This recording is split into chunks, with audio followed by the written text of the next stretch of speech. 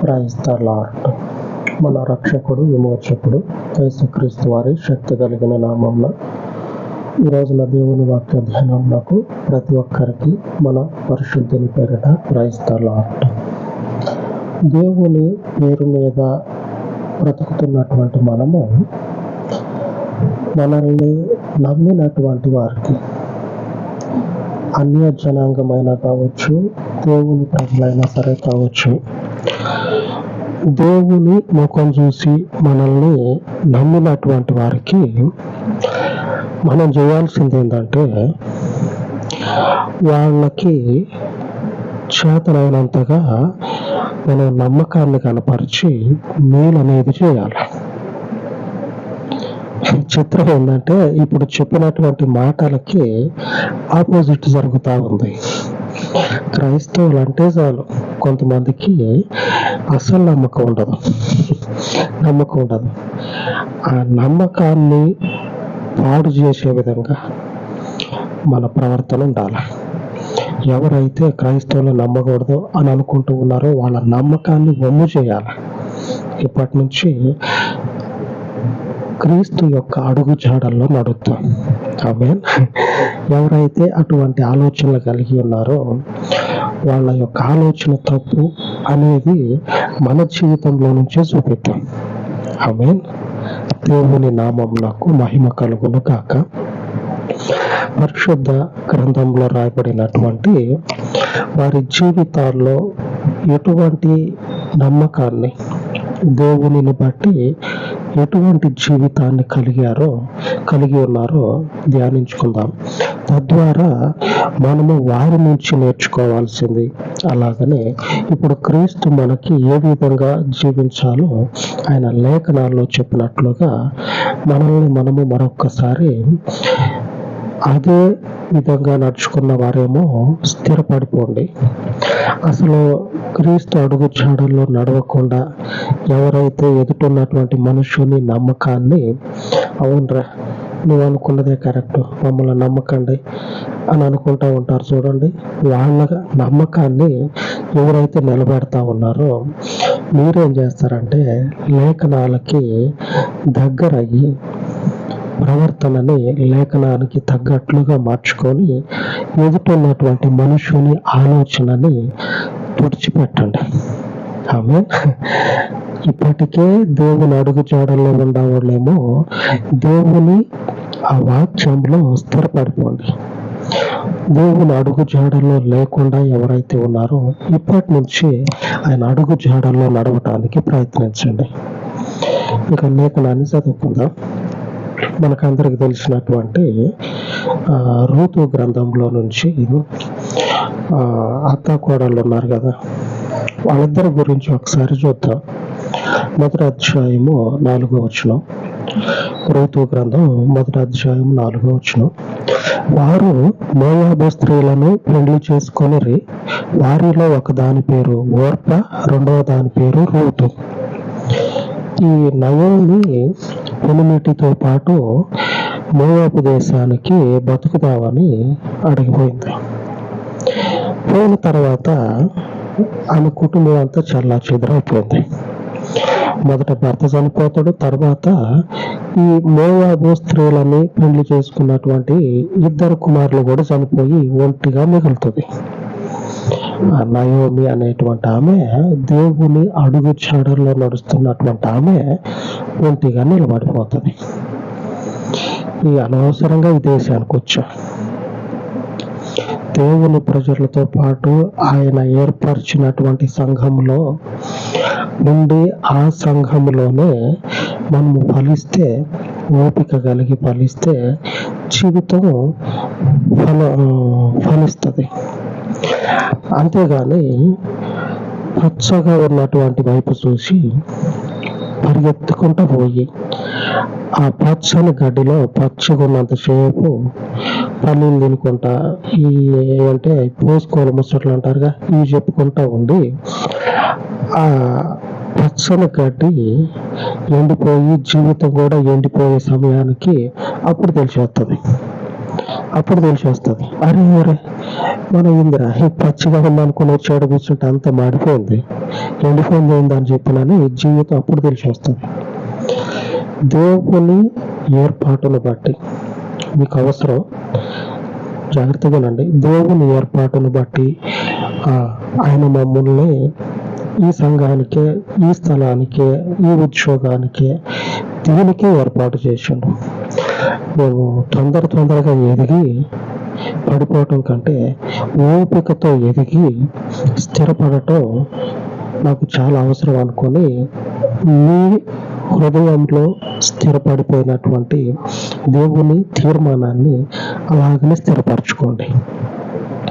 మనకి ఎదుగుదల రావట్లా, మనం ఫలించట్లా అని చెప్పినని ఎక్కడికో పోయి పరిగెత్తుకుంటా పోయి ఆయాసంతో, ఆ ఆయాసం అనేది తగ్గి కొంచెం నెమ్మదిగా ఉండే లోపు ఎవరే మనం వచ్చింది ఎడక అని అనుకునేటువంటి పరిస్థితి దాకా పోయి తెచ్చుకునే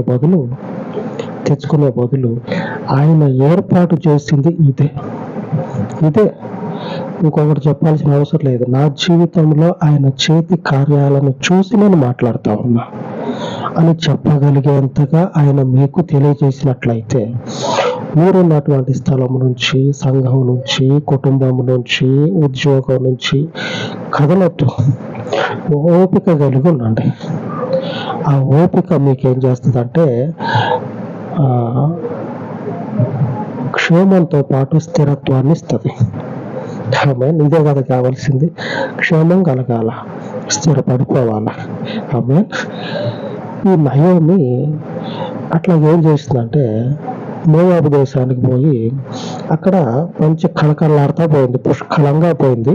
వచ్చేటప్పుడు అంటారు కదా ఏదంటే ఉత్తగా నిండు చేతులతో పోయి ఉత్త చేతులతో వస్తా ఆ కోడలైనటువంటి రూతుని వెంబడి పెట్టుకొని వస్తా ఉంది. ఆ రూతు అనుకోవచ్చు, ఈమె మన మతం కాదు, కులం కాదు, దేశం కాదు, ప్రాంతం కాదు, ఈమెను నమ్మిపోతే జీవితం ఏమవుతుంది అని అట్లా అనుకోవాల రూతు.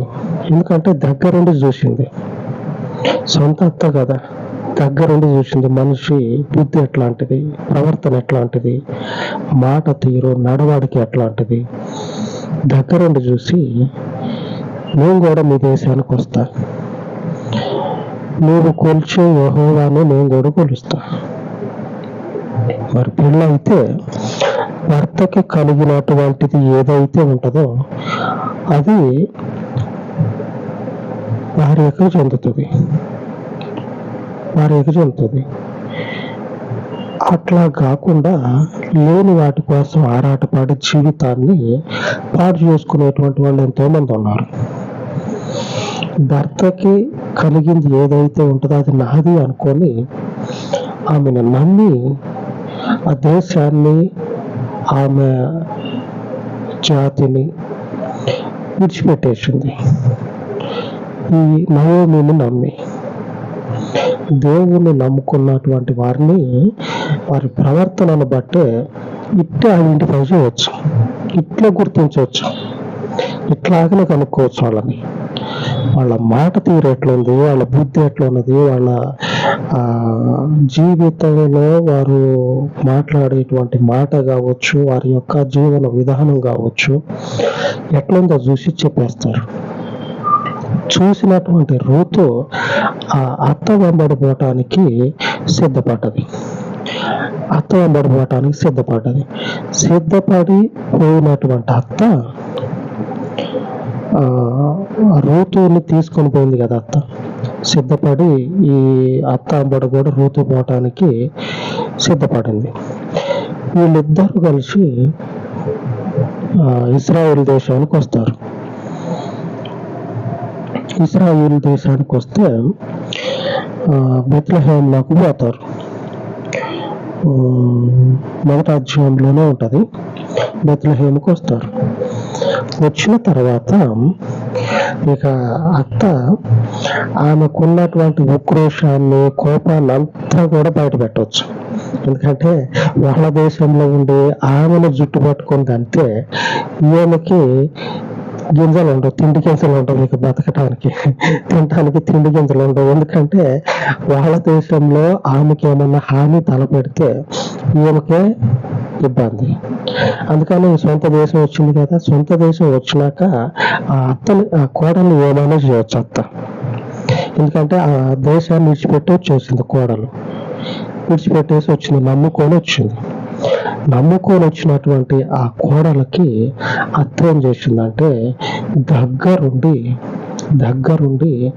ఆమెకి విస్తారమైనటువంటి క్షేమాన్ని తెచ్చిపెట్టింది. కోడలు నమ్మినటువంటి కోడలకు అత్త ఏం చేసిందంటే ఆ నమ్మకానికి 10 అంతలు కలిపి ఆమె ఊహించినంత గొప్ప నెమ్మదిని తెచ్చిపెట్టింది. చూడండి, ఆ రూతు ఉంది కదా, ఆమె హృదయం ఎంత పొంగిపోయి ఉంటది. ఆమె బతుకున్న మనిషికి దేవుడు ఒక వరం ఇచ్చి పరలోకానికి రామని చెప్తే ఈ రూతు పరలోకానికి పోయి ఎగిరి దేవుని ముందు డాన్స్ చేసి ఉండేది. అంతగా ఉప్పొంగిపోయి ఉండాలి, దేవుని ముందుకు పోయి ఎగిరి గంతేసేది, అంతగా ఉప్పొంగిపోయి ఉండాలి ఈ రూతు. ఎందుకంటే ఆమె నమ్మి అత్తతో పాటు వచ్చింది. అత్త ఏం చేసిందంటే నమ్మినటువంటి ఆమెకి ఊహించినంతగా నెమ్మది రావటానికి కారణమైంది. ఆ రూతు అనుకొని ఉండకపోవచ్చు, మహా అయితే ఏం జరుగుతుంది, ఆ అత్త అంబడిపోతే ఇద్దరు అంత పని చేసుకుంటారు, పొద్దంతా సాయంత్రానికి చేసినటువంటి కష్టం తింటారు, తిని నిమ్మలంగా అనుకుంటారు. ఇక ఇదే జీవితం. బతికిన రోజులు ఇద్దరికి ఒకళ్ళు కూర్చొని నీకు నువ్వు నాకు నేను, నాకు నువ్వు నీకు నేను అన్నట్లుగా, నాకు నువ్వు నీకు నేను, ఇంతే. ఇక ఇదే పాట వాళ్ళిద్దరికి. నీకు నువ్వే నాకు నేనే కాదు, అట్లా వద్దు. నీకు మన ఇద్దరు ఎదురుబాదురు కూర్చొని ఇదే మనకు పాట, నీకేమో నేనుంటా, నాకేమో నీవు ఉండు, అట్లా అనుకొని ఉండొచ్చు. మహా అయితే అంతకు మించి ఆలోచన ముందుకు పోకపోయి ఉండొచ్చు. కానీ అత్త చేసినటువంటిది ఏంటంటే ఆమె జీవితంలో ఊహించినటువంటి గొప్ప క్షేమానికి తీసుకెళ్ళింది. 3వ అధ్యాయం 1వ వచనంలో రాయబడి ఉన్నది, ఆమె అత్త అయిన నయోమి, నా కుమారి, నీకు మేలు కలుగునట్లు నేను నీ కొరకు విశ్రాంతి విచారింపవలసిన దానను కదా. నీకోసం నేను నీకు మేలు చేయాలి. ఇక జీవితం అంతా అయిపోయింది, నేను బ్రతికి కూడా ఉపయోగం లేదు. నువ్వు బ్రతికి నీకు ఉపయోగం ఉంది, నీ బతుకుకి ఉపయోగం అనేది ఉంది. కాబట్టి నీ గురించి నేను మేలు అనేది విచారించాలి, నీకు ఎట్లాగా ఆలోచన చేస్తే మేలు జరుగుతుందో విచారించాలి. కాబట్టి నేను చెప్పినట్టు నువ్వు విను అని చెప్తుంది.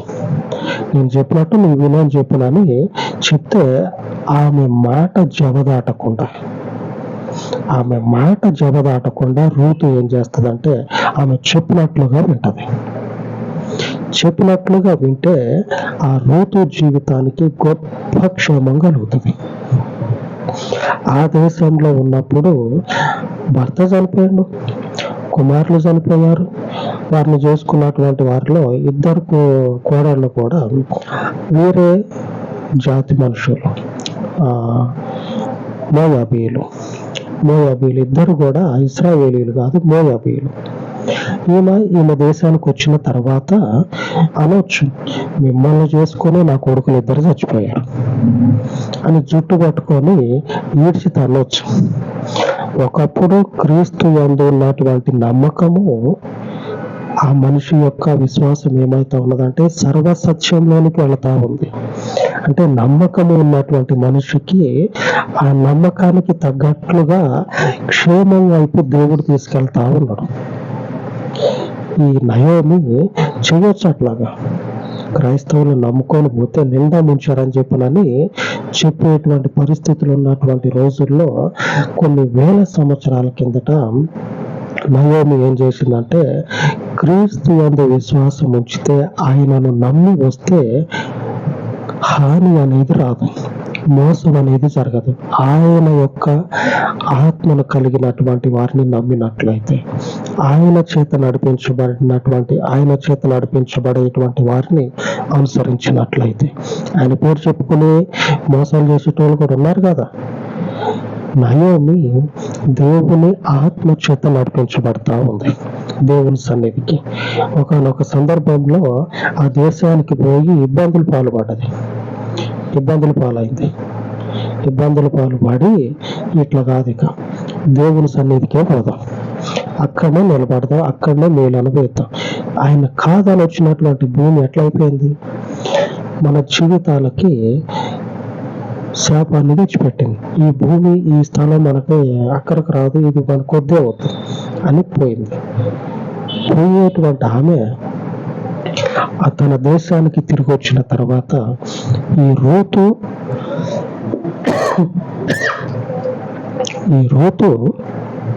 నా కొడుకు చావటానికి కారణం అని చెప్పినని ఆమె మీద ఏ విధమైనటువంటి దురుద్దేశం పెట్టుకోకుండా ఆమెకు మేలు చేయటం కొరకే ఆమె ప్రయత్నించింది, దాని కొరకే పాటుపడ్డది. దేవుని ఆత్మచేత నడిపించబడేటువంటి వారందరూ కూడా సర్వసత్యంలోనికి నడిపించబడతారు. వారిని నమ్మినటువంటి వారి జీవితాలు కూడా క్షేమంగా ముగించబడతాయి. వాళ్ళ ఊహకు అందనంత నెమ్మదిని వాళ్ళు చూస్తారు. దేవుని వాగ్దానము సెలవిస్తా ఉంది. యోహాను సువార్త 16వ అధ్యాయము 13వ వచనం. ఈరోజు దేవుని వాగ్దానం ఏమిటంటే, అనగా సత్య స్వరూపి అయిన ఆత్మ వచ్చినప్పుడు మిమ్మల్ని సర్వసత్యంలోనికి నడిపించును. దేవుని పవిత్రమైన ఆత్మ వచ్చిందనుకో, ఏం జరుగుతుందో తెలుసా? సర్వసత్యంలోనికి దేవుని నమ్మి అత్త వెంబడి వచ్చింది. నమ్ముకున్నాం, నేను వెంబడిపోతే ఆమె ప్రవర్తన బుద్ధి మంచిగానే ఉంది కదా. ఆమె వెంబడిపోతే ఇంతకు మించినటువంటి క్షేమము, నెమ్మది, సమాధానం అనేది మరొక దగ్గర ఉంటది అనుకుంటే పొరపాటు. ఇంతటి నెమ్మది మనకి ముందుటికి కూడా ఉంటే అదే చాలు అనుకుని ఆమె పోయింది. నమ్మినటువంటి ఆమె ఏమైందంటే, దేవుని సన్నిధికి ఎప్పుడైతే వచ్చిందో ఆ నమ్మకము సర్వసత్యంలోనికి తీసుకొని పోయింది. క్రీస్తుని అనుసరించేటువంటి వారి జీవితాల్లోనికి ఆయన ఆత్మ దిగి వచ్చినప్పుడు ఏం చేస్తుందంటే, ఇది యథార్థమైంది, న్యాయమైంది, సత్యమైనది, దీనికి మించింది మరొకటి లేదు అని రుజువు చేసుకుంటా మీ జీవితాల్లో మీరు ఊహించినంత నెమ్మదిని తెచ్చిపెడుతుంది. అదే విషయాన్ని 15వ అధ్యాయంలో యోహాను సువార్త 15:26 వచనంలో రాయబడి ఉన్నది. తండ్రి యొద్ద నుండి మీ యొద్దకు నేను పంపబోవు ఆదరణకర్త, అనగా తండ్రి యొద్ద నుండి బయలుదేరి సత్య స్వరూపి అయిన ఆత్మ వచ్చినప్పుడు ఆయన నన్ను గూర్చి సాక్ష్యం ఇచ్చును. వీళ్ళు దేవునిని అనుసరించేటువంటి వారు. వీళ్ళ ప్రవర్తన, వీళ్ళ మాట తీరు, వీళ్ళ యొక్క జీవితము సత్యానికి అంటుకట్టబడి ఉంది. ఆదరణకర్త అంటే ఉత్తరవాది. ఈ పరిశుద్ధాత్మ దేవుడు అందుకు బాధ్యత తీసుకుంటాడు. దేనికి బాధ్యత తీసుకుంటాడంటే, మీరు నడిపించబడుతుంది దేవుని యొక్క సర్వసత్యంలోనికి, దేవుని యొక్క యథార్థమైనటువంటి నీతిలోనికి మీరు వెళ్తా ఉన్నారు. యేసు ప్రభువే దేవుడు.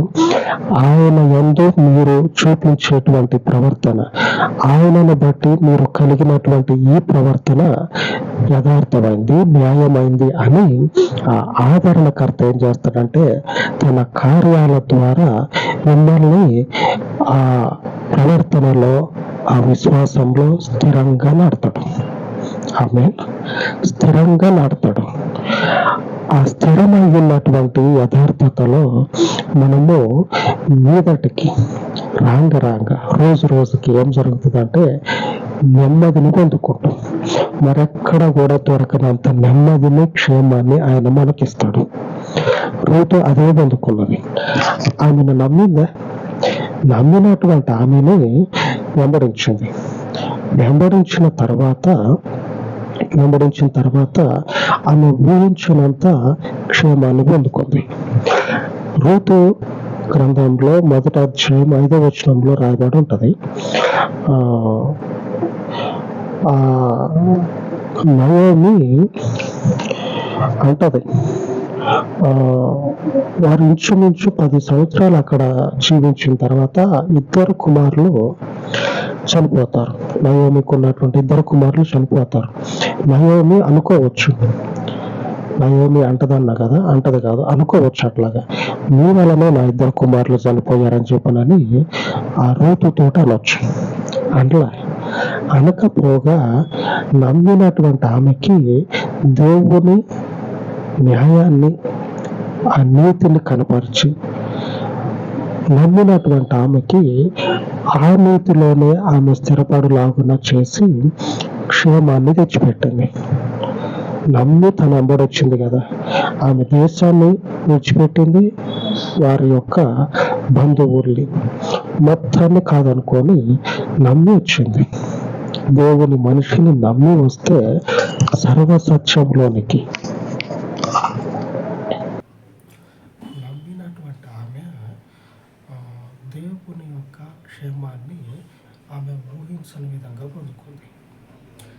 ఎవరైతే దేవునిని బట్టి ఆయన యందు నమ్మకం ఉంచి ఆయన వారిని అనుసరించేటువంటి వారికి దేవుని యొక్క యథార్థతని కనపరచడమే కాక సర్వసత్యములోనికి, ఇదే దేవుని అసలైనటువంటి నీతి, ఆయన చెప్పినటువంటి ప్రతి మాట యథార్థమైంది అనే విధంగా వారి జీవితాల్లో దేవుని కార్యాలను దేవుడు జరిగిస్తాడు. ఆయన వెంబడి మనం అనుసరిస్తూ ఉన్నాం అనుకోండి, ఆయన సత్యంలోనికి మనల్ని నడిపిస్తాడు, ఆయన ఆత్మ కార్యాల ద్వారా. అలాగా ఆయన శక్తి కలిగిన కార్యాలు మన జీవితాల్లో జరుగులాగా ప్రార్థించుకుందాం.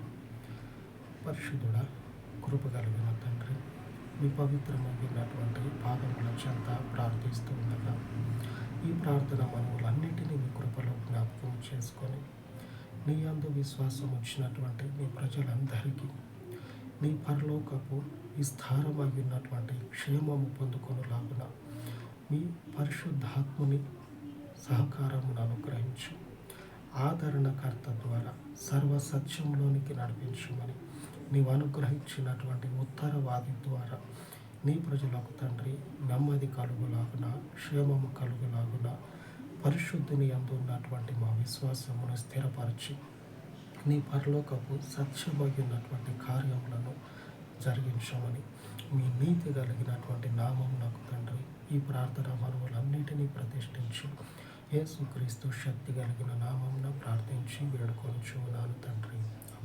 ఆమేన్. ఉన్నతమైన దేవుని కృప మనకు తోడై